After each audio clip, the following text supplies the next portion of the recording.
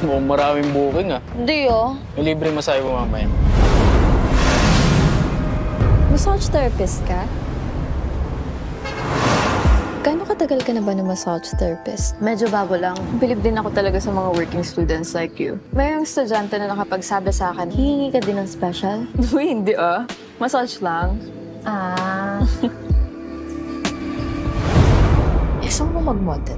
Ako? Yung business partner ko kasi photographer siya. Gusto ko makatapos ng college. Tapos makahanap ng matinong trabaho. Ano ba yung matinong trabaho sa'yo? Leo, si Happy, yung bago natin talent. Nice meeting you, Happy. Nice meeting you too. Mataas din pala standard mo. You have to do your best. Eh di, magaling din ang photographer natin. So, anong gagawin natin?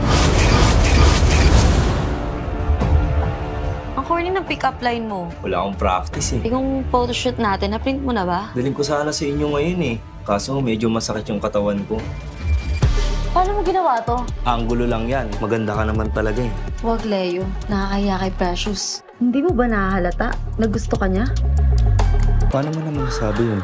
Dama ko lang. Maganda kitaan dito sa pagmamodel. Baka di mo na kailangang mag-home service ng pagmamasahe. Bakit? Ayaw mo ba? May sinabi ba Di mo ako? ba napapansin na lagi akong nasa tabi mo? Dapat lagi na lang kayo naglalambingan. Kiss ko. Bahala ka sa buhay mo. Yung kiss ko.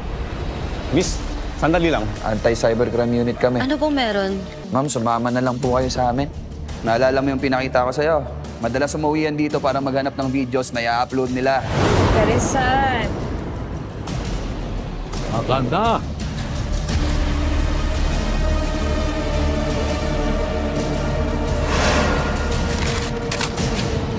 Pagkatapos ito, quits na tayo, di ba?